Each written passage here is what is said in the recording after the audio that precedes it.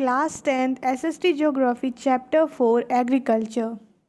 Exercise multiple choice question. Question number first. Which one of the following describe a system of agriculture where a single crop is grown on a large area? में से कौन सा agriculture system है जहाँ पे single crop grow होता है large area में? हमारा आंसर है option B plantation agriculture. Question number second. Which one of the following is a rabi crop? इनमें से कौन सा रबी क्रॉप है? रबी क्रॉप वो होते हैं जो विंटर में उगाए जाते हैं जिसमें ज़्यादा पानी की ज़रूरत नहीं होती, जैसे कि वीट हो गए। तो ये हमें ऑप्शन दिया है, उसमें से कौन सा हमारा रबी क्रॉप होगा? हमारा आंसर है ऑप्शन बी ग्राम। ग्राम मतलब चना। ये जो है हमारा रबी क्रॉप है। Question number third. Which one of the following is leguminous crop? Leguminous crop जैसे कि चना हो गया, मटर, पीनट, ये सब जो है ल्यूग्यूमिनस क्रॉप है। तो हमें इसमें से सिलेक्ट करना है कि कौन सा ल्यूग्यूमिनस क्रॉप है। तो हमारा ऑप्शन ए जो है पल्सेस, ये हमारा आंसर होगा। Question number first. Name one important beverage crop and specify the geographical condition required for its growth. एक इम्पॉर्टेंट बेवरेज क्रॉप मतलब बेवरेज क्रॉप जैसे कि टी, कॉफ़ी, ये इन क्रॉप्स के नाम बताने। कोई एक इम्पॉर्टेंट और उसकी जोग्राफिकल कंडीशन क्या क्या होंगी, रिक्वायर्ड होंगी उसकी ग्रोथ के लिए। Answer. Tea is an important beverage crop which was introduced in India initially by British. T जो एक important beverage crop है जो कि इंडिया में इंट्रोड्यूस किया गया था ब्रिटिश के द्वारा। Geographical condition required for T cultivation.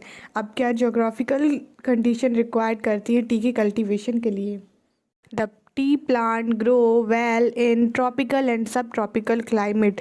Tree plant जो है वो अच्छे से ग्रो होती है सब ट्रॉपिकल और ट्रॉपिकल क्लाइमेट्स में. Endowed with deep and fertile well drained soil.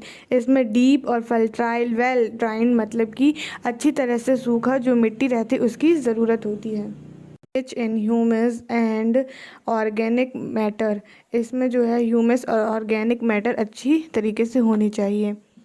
Tree bushes required warm and moist free climate all through the year. Tree bushes को जो है warm और moist free climate चाहिए रहता है throughout the year, मतलब पूरे साल के लिए. Frequently shower evenly distribute over the year. जो सावर टाइप का रहता है, जो पानी का छिड़काव होता है वो पूरे साल में होते ही रहता है. Ensuring continuous growth of tender leave, जिससे कंटिन्यूस ग्रोथ होता है टेंडर लीव्स का.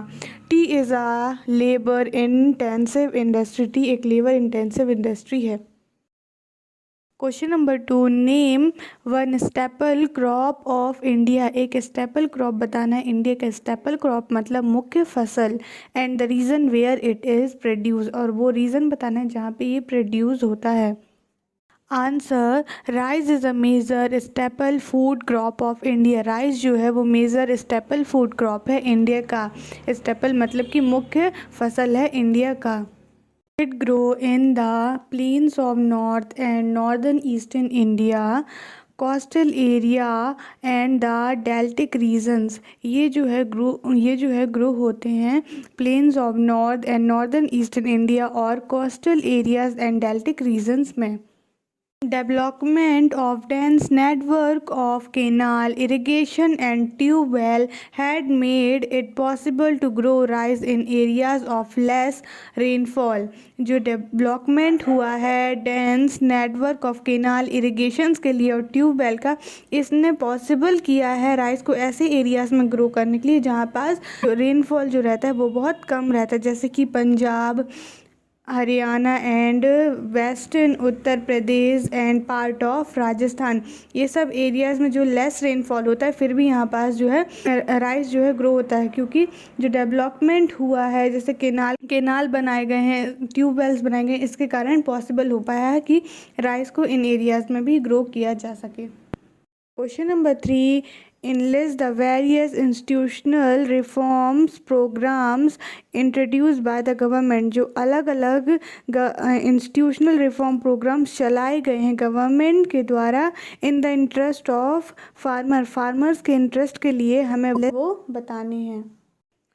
Answer: the various institutional reform program introduced by the government for the benefit of farmers are, जो बहुत सारे अलग अलग इंस्टीट्यूशनल रिफॉर्म प्रोग्राम्स जो है इंट्रोड्यूस कराए गए हैं गवर्नमेंट के साइड से फार्मर्स के बेनिफिट के लिए, वो कुछ इस तरह से हैं। Minimum support price policy, provision for food insurance के लिए provisions, subsidy on agriculture inputs and resources such as power and fertilisers, Gramin bank, कृषि credit card and personal accident insurance schemes.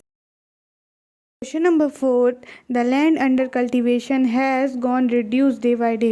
जो लैंड्स है अंडर कल्टिवेशंस के वो दिन ब दिन कम होते जा रहे हैं। Can you imagine it's consequence, क्या हम इमेजिन कर सकते हैं इसके कॉन्सिक्वेंस जो रिजल्ट हैं उसको? Answer: first point, this will affect the food security, ये जो है अफेक्ट करेगा फूड के सिक्योरिटी को। Second point, this will put more pressure on industries and another sector because people are migrating from the agriculture sector to the another sector. ये जो है ज़्यादा प्रेशर क्रिएट करेगा इंडस्ट्रीज़ पे, क्योंकि जो लोग हैं माइग्रेट करेंगे एग्रीकल्चर सेक्टर से अनदर सेक्टर्स पे।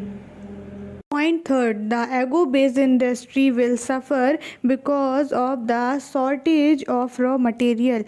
Agro-based industry जो है मतलब कि जो एग्रीकल्चर बेस्ड इंडस्ट्री वो ज़्यादातर सफ़र करेंगे क्योंकि जो शॉर्टेज होगा रॉ मटेरियल की शॉर्टेज के कारण। Point 4, this will lead to land degradation, इसके कारण जो है लैंड डिग्रेडेशन भी होगा।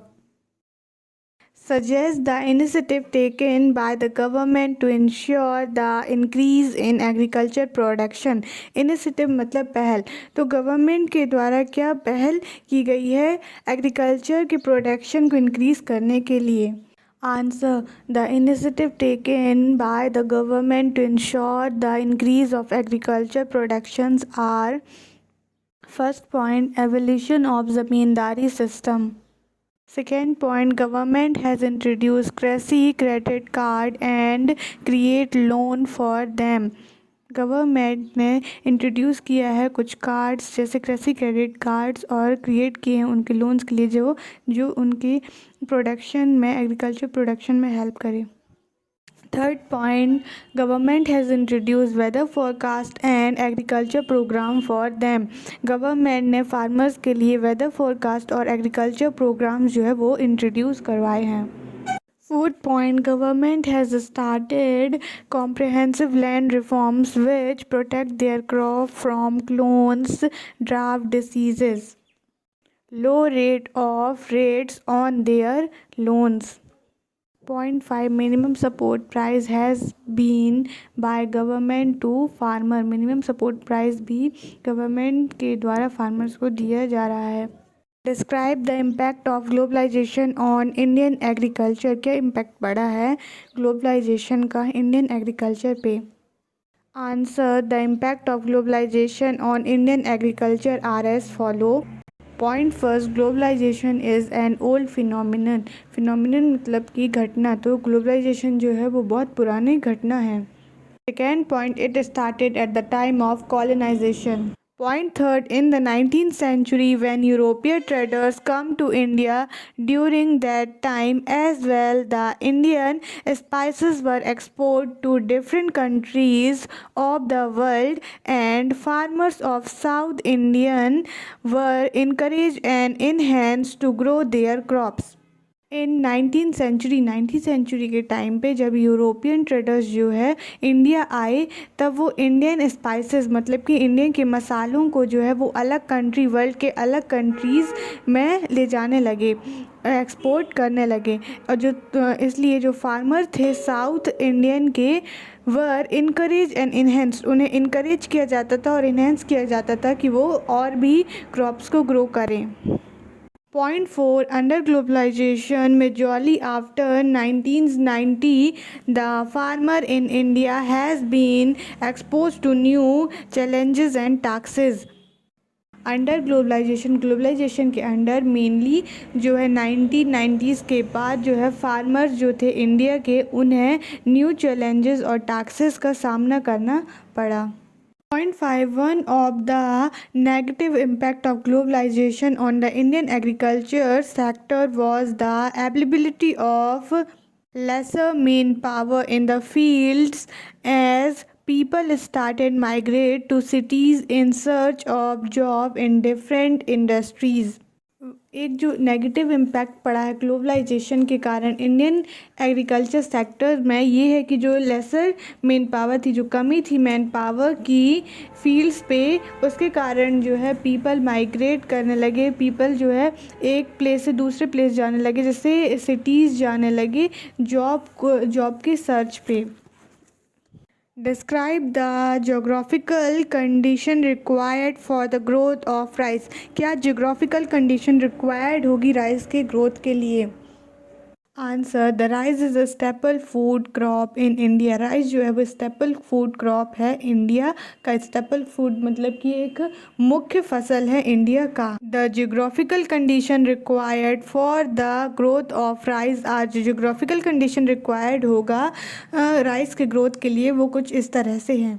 Point first, it required high temperature above 25 degrees Celsius and high humidity as it is a kharif crop. इसे जो है हाई टेम्परेचर और हाई ह्यूमिडिटी रिक्वायर्ड होता है क्योंकि ये एक खरीफ क्रॉप है। Second point, rainfall above 100 centimetre. Point third, efficient irrigation in area of less rainfall. जो एरियाज़ पे लेस रेनफॉल, पानी बहुत कम गिरता है, वहाँ पास एफिशिएंट इरिगेशन मतलब कि वहाँ पे अच्छी तरह से सिंचाई होनी चाहिए। Point four, it proves well in fertile alluvial loamy and clay soil. ये जो है अच्छी तरह से fertile alluvial loamy and clay soil पे ये अच्छी तरह से ग्रो होता है। Point 5, rice grow well in area of less rainfall with the help of canal irrigation. Rice जो है बहुत अच्छी तरीके से जो लेस रेनफॉल वाले एरियाज़ पे, जहाँ पे पानी बहुत कम गिरता है, वहाँ उन एरियाज़ पे भी राइस अच्छी तरह से ग्रो हो पा रहा है क्योंकि केनाल्स इरिगेशन की हेल्प से। Thank you for watching this video. Like, subscribe and share and keep supporting.